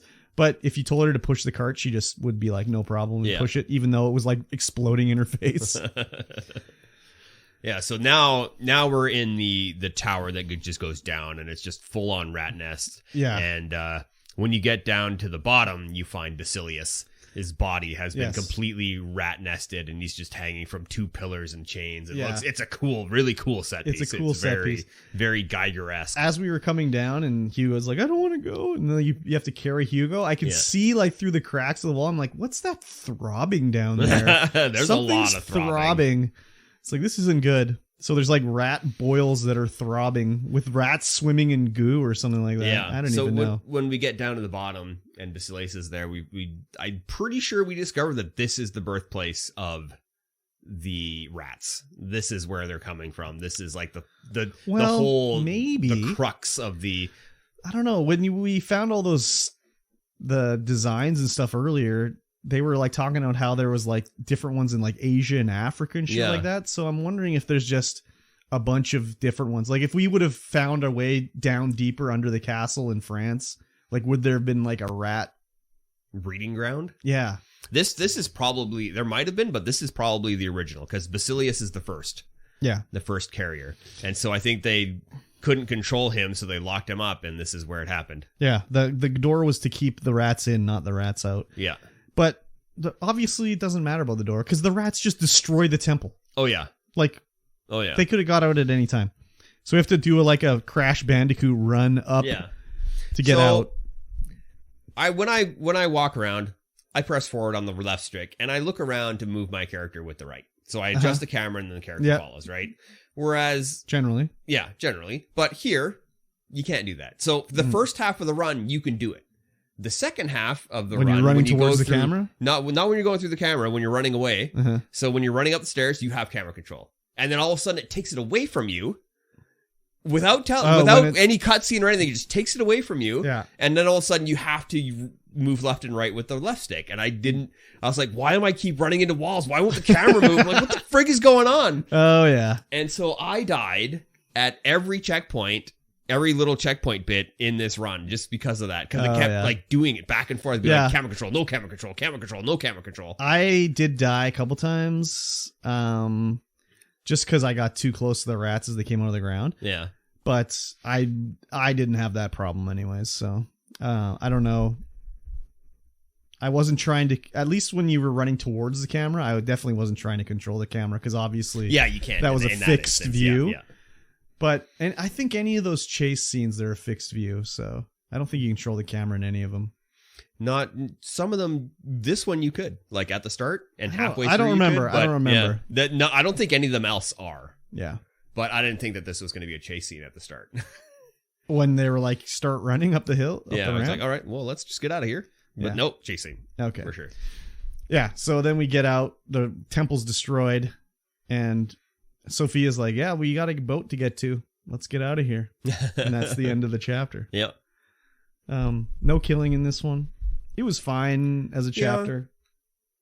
It was whatever. This whole game is turning into it's just okay. Yeah, the first one was way better. Yes. This one probably looks better graphically. But I don't know, like walking around the village and everything was nice in springtime and everything. Yeah, it looks great. Looked really nice. Yeah, the set pieces are really nice in this one. I don't know. The story, Like I don't know. Let's just throw Hugo into the ocean. It's just kind of a story. Like there's no big bad guy. There's that we know of yet, anyways. Yeah, that we know of yet. Yeah. And I mean, we're in chapter 12 next. I mean, and there's only 16 chapters. Isn't the bad guy going to be, what's his name, that we fucking sold out after he took us to the island here? I don't know. Don't you think he's going to come and kill us? Is he going to be as good as a bad guy as the bishop? Well, I mean, no, because we haven't heard anything about him. Yeah. Or like maybe it's the Count and the Countess. Like, did they survive? Like, who the fuck knows? Yeah, I don't know. Like, are they going to be like there's only 4 chapters left. Is there going to be a bad guy? Is there going to be a bad guy? Like, what is this storyline even building up to? Does it need a bad guy? I don't know if it needs a bad guy, but the way the first one ended with the bad guy, that was pretty epic. Yeah. It's That like was pretty totally epic. game tropey though. Like, yeah, we need the last boss that can summon rat tornadoes. Yeah, and it is game tropey, but like, what is this? What is the ending even building up to? You fight Hugo, You fight Hugo at the end. and he just can keep complaining about voices in his head and shit like that. Yeah. So who knows? Maybe Hugo is the big bad guy. Well, obviously he's the bad guy. Everybody Obviously. dies because of him. So like, they Anywhere should he goes, kill him. everybody dies. Just kick him off the boat, throw him into the ocean. Fucking live your life. Yeah, Crazy. very crazy.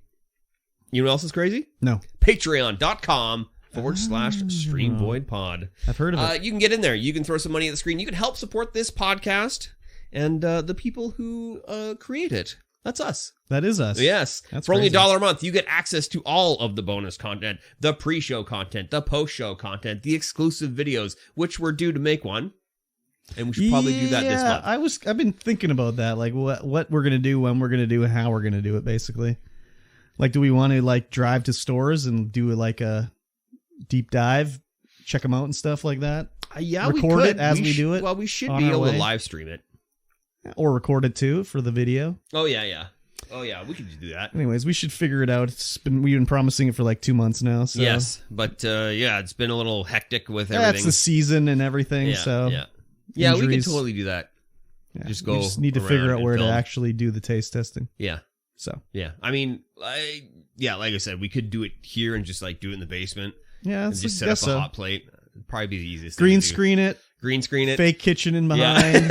That would probably be the easiest thing to do. Let's do that. Let's do that. All right, guys, stay tuned for that. Patreon.com/StreamVoidPod. Yes. Let's talk about the news. Sure. First up, Not a the whole title lot. of this podcast here: Wizards of the Coast faces backlash with over 10,000 complaints recorded. Yeah, Wizards of the Coast is always fucking shit up. So, well, I mean, is it Wizards of the Coast? Not really. It's Hasbro. Yeah, Hasbro it's is Wizards of the Hasbro. Coast. So, because Wizards of the Coast, if it was just the way they were, it would be just, it'd be like smooth sailing, right? Yeah.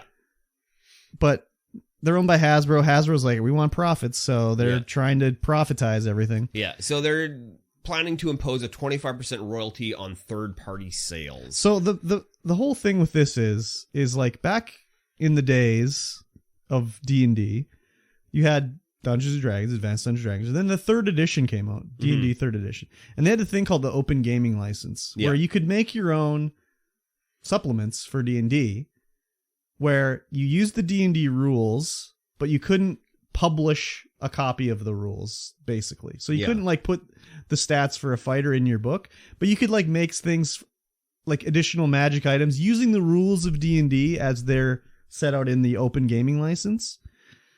But if Wizards liked what you did, they could republish it as a generic sort of thing, basically. Yeah.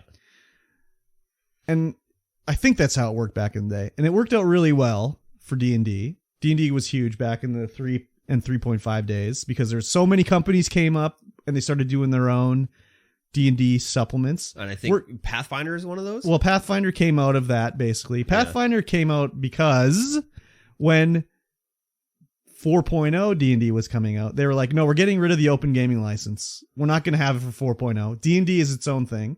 So Pathfinder was like, well, we're going to spin off of 3.0 and make Pathfinder based off of the Open Gaming License. So that's where Pathfinder came from.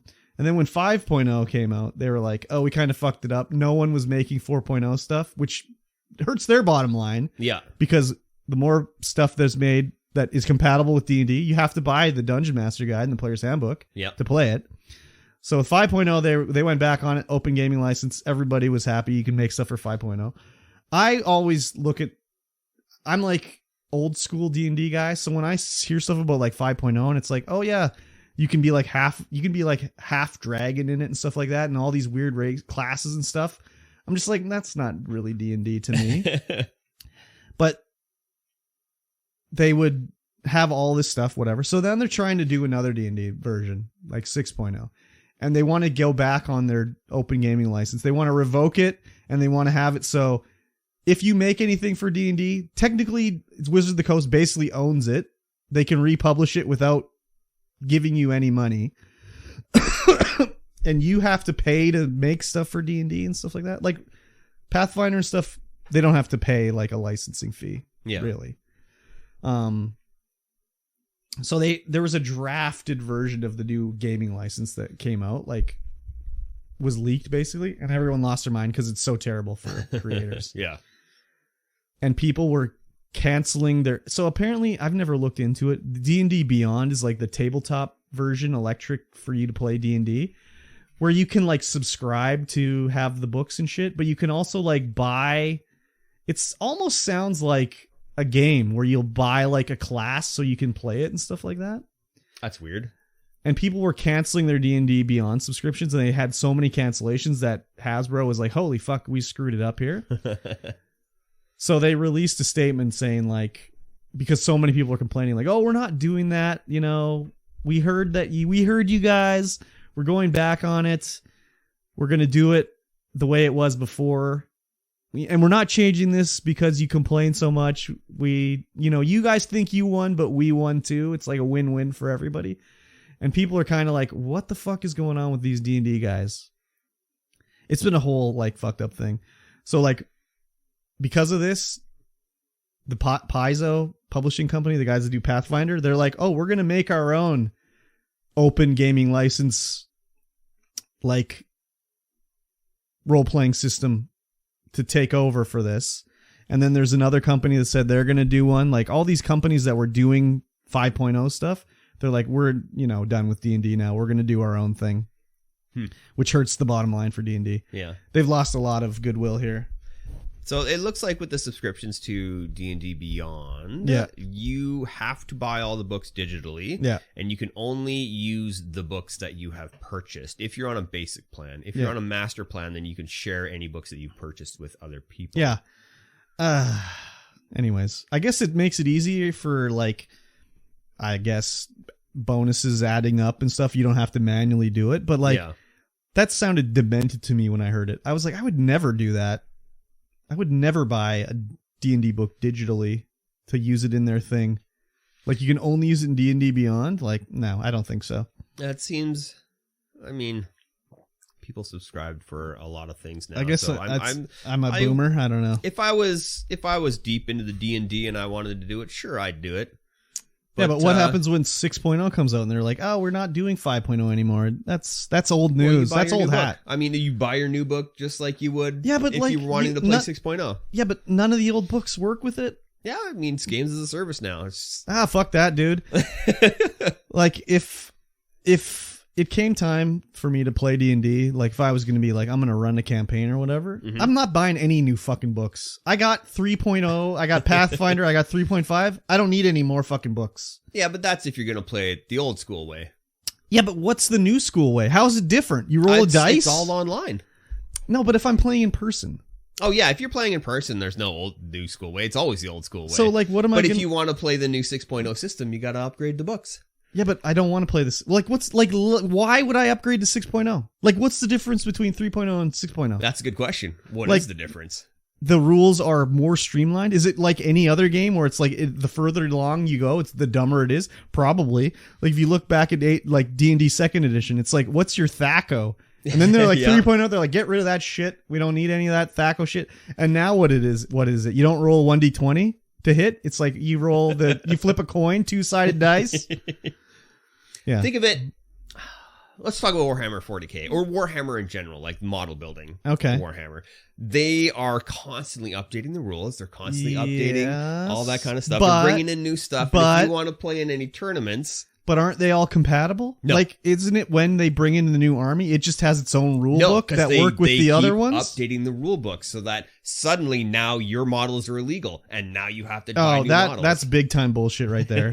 That's the way they do it. I guess they're doing it like a collectible card game. But that's I would compare that more to Magic than D&D.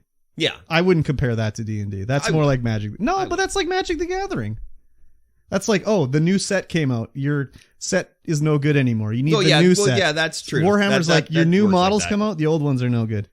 That's more of a D&D or a Magic thing to me than D&D. Yeah. But like, I mean, no one is forcing you to play 6 Ed, but if you want to play online, then perhaps you have to use 6 Ed. With their D&D Beyond system anyway. That's some bullshit. Yeah. Anyways, so the main problem was, they want to change the open gaming license so Hasbro can make more money off of the other people making stuff. Yeah, I mean, it's just like you playing. I guess it doesn't work with Destiny because you can still play Destiny 1, but if you want to play the new stuff, you have to play Destiny 2.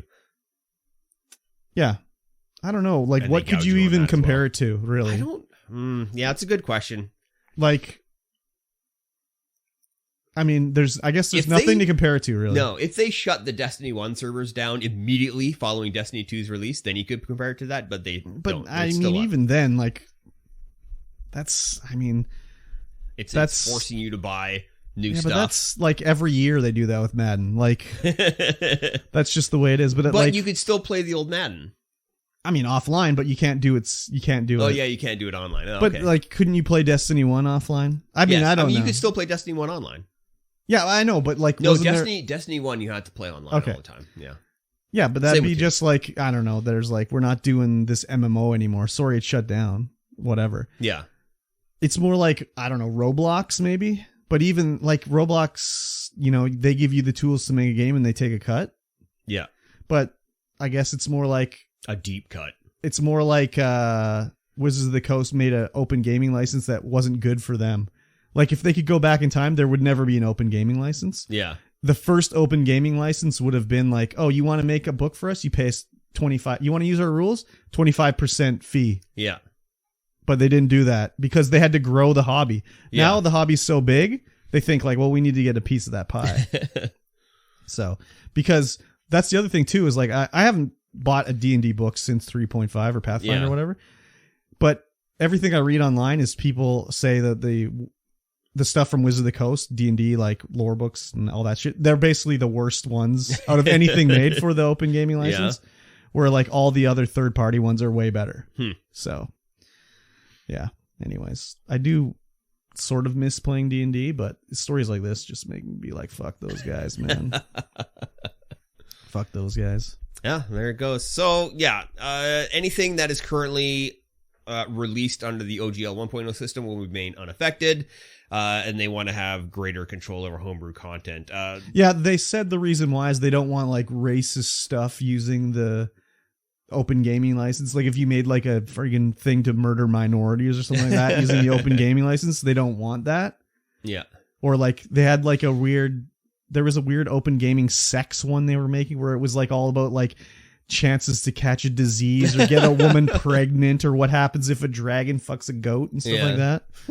So they say that's the reason why they want control of it, but that's not. They just want a 25% cut because there's a lot of content being made out there using their rule systems that they just want to cut. The content creator will still own that content. They just want, they want 25 cents in the dollar. Yeah. It's very weird. I wouldn't mind like looking at how the rules work in 5.0 just to see like what exactly changed. But I know that they're always talking about like you can be a half dragon and there's like these weird classes and shit. And I'm like, that's just not for me D&D wise. I mean, I think it's up to the game master whether they want to play with that kind of. Oh yeah, like BS. If I was like running a 5th edition like campaign using the 5th edition rules, none of that shit would be in there. No, I'd be like, no, you can't be a half dragon. Sorry. Yeah, it doesn't fit the storyline I'm trying to tell here. I mean, I don't usually play that way when I'm running a thing. It's not like the storyline I'm trying to tell, but it's just like that doesn't work for me. Yeah. Like I don't want that. I mean, I guess it is the story I want to tell. I don't want to deal with a half dragon. Yeah. Or I don't want to deal with like, I don't know what it would be, like your emo weirdo like character type that you want to do. Like. Yeah. You want to have a campaign that's balanced, that you're not going to have one overpowered character. Well, I'm sure the rules are in the 5.0 are not like Palladium rules, Rifts, where it's like, I'm a glitter boy. It's more like, I'm sure the half dragon is even Steven with all the others. Tempered. But it's just like, that doesn't fit with my vision of a fantasy world. Yeah. So like, there'd be like dwarf, halfling, human, elf, half elf, or even half orc in 3rd edition. I was like, I don't know, but okay. So, yeah. Anyways, we'll see how it goes. Anyways. We will see how it goes. They might just back out right away. Who knows? This might be the rise of like them not being like all, number one anymore. Like Pathfinder, maybe, or whatever they call their thing they're going to make. Maybe the default rule set. Yeah. Who knows? Those guys make a bunch of money. They've been doing it for like 20 years now. So obviously they can make it work. So yep. Mm-hmm. And we'll see what happens in the future. Yes. Speaking of the future, Google is going to release self-serve tools to enable Bluetooth connections on the Stadia controller. So that your Stadia tool. Yeah, so you're going to be able to, I guess, crack your Stadia controller to accept regular Bluetooth connections so that you can use it as a Bluetooth controller. Oh, because it wouldn't connect normally? Yeah, it won't be a normal Bluetooth. So now you can make it a normal Bluetooth controller, use it normally, so it's not just a waste of plastic that's just sitting in your basement. Why wouldn't they just make a driver? But I guess if it's got some weirdo it's probably got some weirdo thing. stuff on it. Okay, so this would be like a program you download, plug in your Stadia controller, hit execute, the firmware. It'll send a squirt over to it, update the firmware, and then you can use it. Yeah. I've never held a Stadia controller. Me neither. I wonder if it would be like a comfortable controller to use. It looks like an Xbox layout, but with a PlayStation control. Let's take a look here. Yeah, and, it doesn't. I don't like the look of it too much. I'm sure it would be okay, but it's more of a PlayStation controller because the analog sticks are on the same spot. Oh yeah, they are. They're not offset like the Xbox one. And don't worry, they are releasing one final game before Stadia shuts down. Oh boy. Yeah. Looks like a worm eating thing. Is it free to play? I don't know. Because they're refunding all the Stadia games. I know, it's got to be free to play. Oh my god, why would you release that? Why would you even bother? I don't know. The developers probably like, hey, just slam this out for me. I guess if it's available on Steam as well or something like that. Yeah, it's like a free demo on Stadia. I'd be like, yeah, buy the Steam version or something. Who knows? I mean, hopefully this makes it so it actually works just no problems. Just as like a regular Xbox controller, more or less. Yeah, I mean that's what they're touting it will do. Because that'd be a real pain if it ended up acting like a PS4 controller. Yeah, PS4 controllers, you gotta download a separate program just to get those to work on your PC. I think the PS5 ones are better, but I don't know. I'd rather use an Xbox controller any day of the week. Too. I think they fit better. I just like it more. Yeah. I'd like to try the Stadia one just to see how it feels, but I mean, the only way I'm ever going to try that now is if I find one at the thrift store or something. Yeah. But how many Stadias do you think are in town? There can't be that many. 0. Nah, there's got to be more. There's got to be at least 5. At least 5. I'm sure a bunch of those hardcore dudes got them. And I'm sure someone was just like, "Oh, from Google, it can't fail." It's like, buddy, Google cancels shit all the time. Oh yeah, all the time. So, yeah, good on them. Anyways, they didn't have to do that. They sure did. But didn't. That's a lot of landfill. It sure is. So, or is it a lot of landfill? Yeah, I guess probably not. If it was a lot of landfill, it probably would have been still working. Yeah, if they wouldn't have canceled it. Yeah.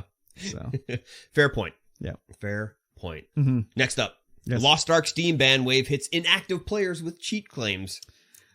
Yeah. So yeah, a lot of clamping down on bot accounts. A lot of people who haven't played in the last little while might have found that their accounts were banned. So rather than just deleting the accounts, Amazon Games was like, let's just give them a ban from the game. Mm-hmm. And it ends up being like a black mark on your Steam account. Like your VAT banned, basically. Oh, VAT banned, yeah. Because a guy was posting on the Reddit forums like, oh, my 13-year-old account is now garbage because of the fucking Lost Ark.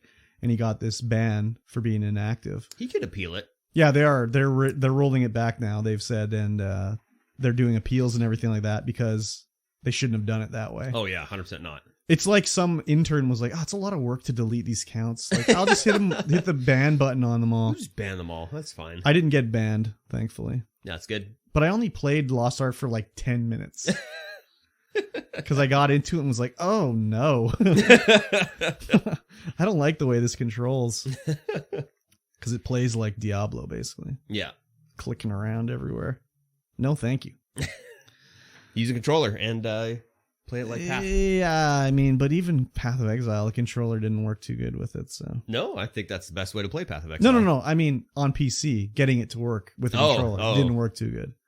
At least when I tried, I had to like install some weird program because it didn't have controller support. Oh, weird! It just worked for me. When did you try it? When we were talking about trying it like years ago. No, I had to like do some weirdo shit with it wouldn't work properly. Yeah, it just worked for me. It works great on the deck as well. Yeah, okay, maybe they added it in. It worked fine on Xbox. Like that's the way I had to play it, basically. Yeah. Yeah. So I like saw this account, like this article, and I was like, "Oh fuck, I better look at my Steam account." And no, it was fine. Yeah, good. Yeah, I wasn't like that worried. Like, I mean, my Steam account's old and shit, but like, I mean, I own a few games on there, but like nothing that I've spent like full dollars on, I don't think. Yeah. Isn't Lost Ark? Oh, it is free. Yes. What's the one that's not free? From Amazon? Oh, it's from somebody. World. New World. Yeah, yeah. Yeah, that one you have to buy. Yeah, I've never bought like a full price really type game on Steam. I don't play PC games. Yeah, I've bought a lot.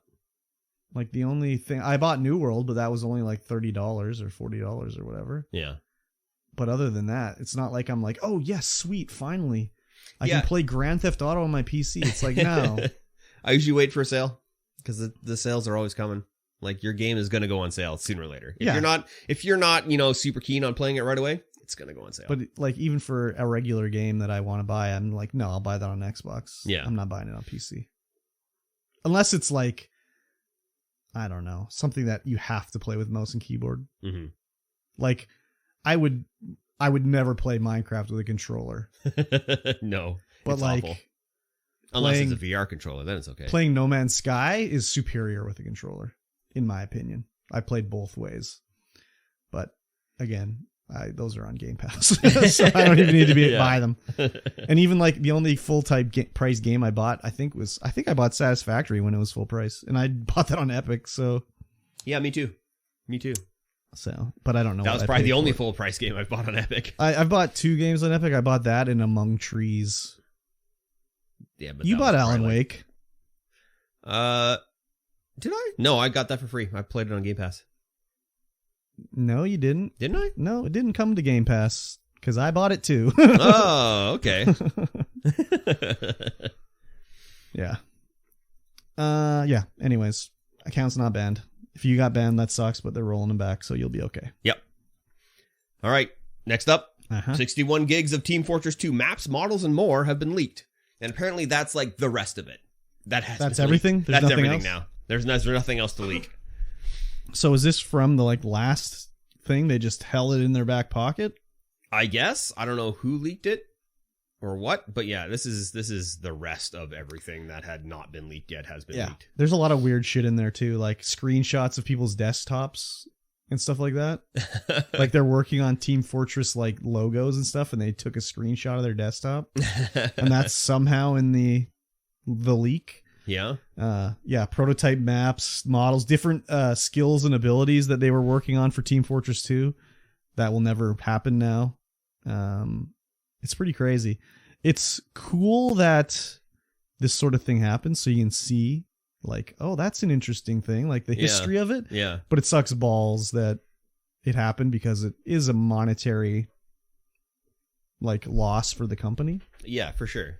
But there's a lot of stuff that they weren't planning on implementing. No, I know, but like maybe... And then like modders are like, oh, maybe we'll just put it in. But like, say that thing didn't end up in Team Fortress. Maybe it ends up in Team Fortress 3. Like maybe that's something they're keeping in their back pocket. Yeah. And now it's like, oh, it's out there. What do you mean Team Fortress 3? Well... Valve doesn't do 3s. I mean, yeah, I guess so. But like, they're not updating Team Fortress 2 anymore. Nope. So I mean, it's fine if they're not updating Team Fortress 2 now. Yeah, but like, I mean, I guess they weren't planning on making money off any of this content anyway. No, but like again, maybe they were like Team Fortress 3. Maybe that was something that was going to be in the works for it. Could be, but who knows? Valve right? and 3 is not a thing. Yeah, I guess so. Maybe the next thing is just Team Fortress, but like, you know, they do still. I know that it's like the joke. Valve doesn't make games. They fucking work on Dota all the time, like all the fucking time. They're updating Dota. Yeah. So like, it's not like they don't actually make games. Well, they update games. But I mean, like they do. So like they could technically, like, why wouldn't they still? Tons of people play Team Fortress still. Oh yeah. So like they could still do it. Yep. They could be making money on it. Yep. And they made Aperture Desk Job. That's technically a game. Yeah, but like I'm talking like a multiplayer like game. Yeah. Like Counter-Strike. Don't they still work on that? That's Counter-Strike Go, and I don't think it's Valve. It's cool. It's not? No, I don't. I don't think Counter-Strike Go is made by Valve. Okay, I'm mistaken. I'm not then. entirely sure. But yeah, it's just weird to me. I know they make a lot of money from their, you know, game sales from other companies, but I don't know. You'd think they'd use some of that money to bankroll something. Oh, it's Valve. It is Valve? Yeah, it is Valve. Yeah, that's what I thought. Yeah. Like why don't they make games? They do. They just come out few and far between. Yeah, but why don't they spend some more of their money? Like Valve's a privately owned company. Like yes. Gabe owns it. He's Gabe's company. He's in charge of it and everything. Mm-hmm. Like you don't think he would be like, let's make some games. I like games. Maybe he doesn't like games anymore. I don't know. He likes hardware. Does he? Until he doesn't make, Valve doesn't make a game until there's hardware to show it off. Yeah, but or like, they make a game to show off the hardware. I don't know if that's 100% true, but I think they don't make a game unless it brings something new to the table. Or software. Yeah, it's got to bring something new to the table. Like Half-Life engine. Half-Life 2, Half-Life Source engine. Yeah, but it's Half-Life not even Alyx. just the engine. It's also the gameplay. Like, there was no first-person shooter like Half-Life before There Half-Life. sure wasn't. So that was more, like, the engine was fine, but it's more like, this is what a first-person shooter can be. Same thing with Portal. It's like, this is a puzzle first-person game. Like, this is not something you've ever seen before. Yeah. Until there's something like groundbreakingly amazing. I mean, what was groundbreaking about Team Fortress 2? It's just multiplayer. Yeah, but Team Fortress was multiplayer. And Team Fortress 2 is just Source engine. Yeah. No, I know, but I'm just saying, like, they don't always do it if it's some groundbreaking thing. Like, what was Artifact? Is that what it was called? Yeah. Their card game? Yeah, that was supposed to be groundbreaking. Yeah, but anyways, whatever. Yeah, it was groundbreaking in a friggin' $60 free-to-play game. So, yeah. I'd like to see them do something. I would have to think they're going to do a Team Fortress 3. Or it's just called Team Fortress. As a games as a service Team Fortress, like like COD something. Yeah. Yeah. Do you know they still update Dota? Like the original Dota? Original Dota? Like Warcraft 3 Dota still gets updated? Interesting. Like the mod that Dota is based off of? Yeah. Yeah. It still gets updated. There you go. I'm not going to play it. And one other thing not related to this. Do you remember when Apex Legends had the third person mode? No. You played it on stream. I remember it. I remember you running around as Gibraltar. And it was in third person. Yeah, don't remember. Yeah. Anyways, I remember that's how memorable it was. It looked hilarious because you were running around. It looked like you were running so slow because his animations are so slow. Yeah. It's because he takes big steps. I was just thinking of that last night. I was like, yeah, I remember when Apex had a limited time third person mode. Pretty crazy. I probably played it a lot, but yeah, I don't remember you playing it a lot, but I remember watching you play it. I was just like, oh my God. I'm not a fan of third person shooters when it's like competitive like that. Yeah. Just not a fan. Fair enough. Speaking of something else I'm not a fan of. Oh. The original Nintendo Zelda has been recreated in VR, and the article says it's glorious. And was it glorious? It looks more like Barf Simulator to me. Yeah, it didn't look... It looks awful. It looked, yeah. This is from NintendoLife.com, so I wonder why they were hyping up this Nintendo thing so much. Yeah. Yeah, it had too much. It's VR, whatever, and it looks. You go into the dungeon and you're fighting an Octorok, whatever, and it's kind of in an 8-bit style, but it's like Minecraft looking sword, basically. Yeah. But like, why was Head Bob turned on? I think Head Bob is turned on just to make it less Barf Simulator. Does that make it less or more? I don't know. It might make it more. It looked like. Yeah. Now that I'm thinking about it, it'd probably make it more Barf Simulator. If I was playing it in first person, just not VR, but first person Zelda, the first thing would be like, turn that fucking head bob off, man. I don't need that shit. But this looked like head bobbing, and you're walking around the dungeon, and it looked like, I mean, it wasn't really Zelda. Like the like mobs. The bad guys were like moving around in the 3D space diagonally and stuff like that, which is something that doesn't happen. Yeah, definitely not. So it just was totally, it's not the same thing really. No. It looked interesting, but it looked like a Minecraft mod basically. Yeah, it was very, blocky, very pixely, but I mean, that's what the Nintendo It's basically like they took the 2D sprite and then had it, because like in Zelda, when you're looking top down, everything's flat, but you're seeing like the side view of something. You're not seeing the head of the bat. Yeah. You're seeing like a flat bat flying around, basically. So that's what they did, is they just took the sprite of the bat and made it in the game flying around, basically. Yeah. And it seems really hard to hit them with your little powered up Master Sword shooting out its bolts. Yeah. But it also looked a lot like Doom, where it's like you can't look up or down. You just shoot and it hits whatever's in front of you, basically. Oh, man. Yeah. Not being able to look up and down in VR when you're like trying to look up and down, it doesn't do it. You're like, ugh. Yeah, exactly. So, I haven't played The Legend of Zelda, the original one, in a long fucking time. I love that kid. I loved that game when I was a kid. I love that kid. I love that kid when I was a game. Yeah, I loved it when I was a kid. I played the shit out of it. Yeah. And then I think I never played a Zelda from the Super Nintendo one until Wind Waker. I skipped all the N64 ones. No, weird. I didn't really have an N64 when it was out, so. The N64, the only Zelda I've ever finished is on N64. Or Majora's Mask. Yeah. No, Ocarina. I've been thinking I might get it for the Switch. Maybe I did finish Majora's Mask. I might get it for the Switch and play it.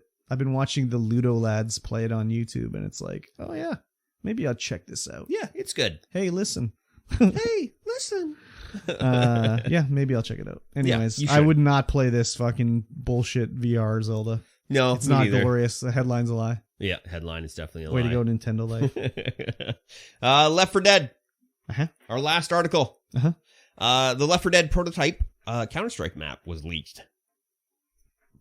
Really? It's I don't know how true this is, but it's a playable version of a Counter-Strike map that inspired the zombie FPS has appeared online. It's like I don't know if this is correct, if a Counter-Strike map did it, but who knows? Well, I think there's a quote in there from one of the developers saying they were fucking around in Counter-Strike and they made there it is.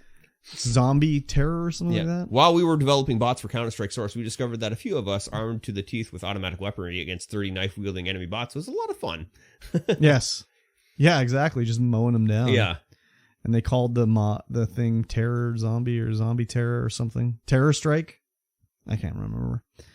Yeah, it looked interesting. That's how, same thing with Dota. We were talking about it earlier. Yeah. It just sprang out of like a Warcraft 3 mod. Yep.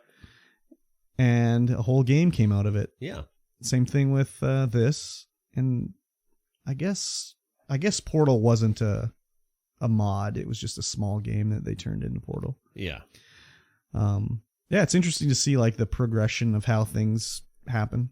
Yeah, for sure. A small idea and it just balloons into a full thing. Yeah, there's a video you can watch on the thing if you want to Google it out. It's pretty interesting. Another non-3 from Valve. Yep. Left 4 Dead. Yep. They really like to get to the 2 mark. The 2, and that's it. Half-Life 2 Episode 2. Yep. Half-Life 2.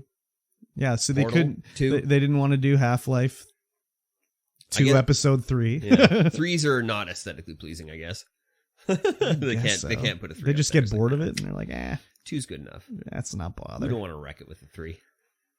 Yeah, I'm sure there's a Portal 3 like at Valve, like they were working on. It's just like it doesn't add anything new to it. Yeah. And they're like, nah, forget it. Yeah, it's good. Yeah, I mean, Left 4 Dead, I don't know. Back 4 Blood tried to do it. Didn't really set the world on fire. Sure didn't. But is that because it wasn't enough like Left 4 Dead, or is it because they tried to do all that weird like leveling up shit and the leveling up stuff probably could have the cards and stuff? Yeah, that they probably could have made it better. Yeah. Well, that would have made Left 4 Dead better. I played a lot of Left 4 Dead. I didn't need any Back 4 Blood. Yeah. I had my fill with Left 4 Dead. I mean, in order to get it into, a new audience's hands, I think they tried, but I don't think that kind of game plays right now for new players. For like the younger audience, You don't think so? It's just not enough. They just need not enough. Well, what about Fortnite? What about that fucking horror game everybody plays, Dead by Daylight? Yeah, not enough Dead by Daylight. But isn't that kind of what Back 4 Blood is? No, minus the completely different asymmetrical part of it. Yeah, the Back 4 Blood. Well, I know it's 4v1 in Dead by Daylight, but it's still like 4v the bad guy. Yeah. Back 4 Blood and Left 4 Dead are linear storyline things with action elements, whereas Dead by Daylight is just escape. Yeah. Escape the one little area. I don't know, isn't it like Borderlands basically? No. It's just like you have one small map and you have to do certain tasks on it in order to open up the exit, and while the killer tries to kill everybody. No, but I meant like Borderlands compared to Back 4 Blood. Like multiplayer, killing bad guys, progressing through the level.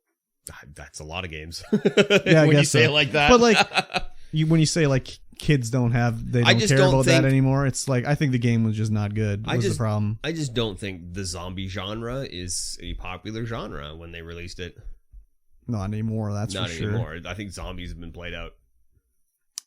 Yeah, I guess that's why they're not zombies in The Last of Us. Yeah. They're fungaloids. Fungal zombies. Yeah. They're zombies. Come on. Definitely. Yes. Yeah. All right, guys, that's going to bring us to the end of this podcast. Thank you all for tuning in and listening to the 112th episode of the StreamVoid pod. Erotic. Yes. If you liked what you heard, make sure to leave a like, make sure to rate us, and definitely go ahead and share us with a friend if you've made it to the end of the podcast. Yes. And I'm glad you did. Yes. So, and like I always say, we'll see you guys again in 1 week's time. Goodbye. Bye.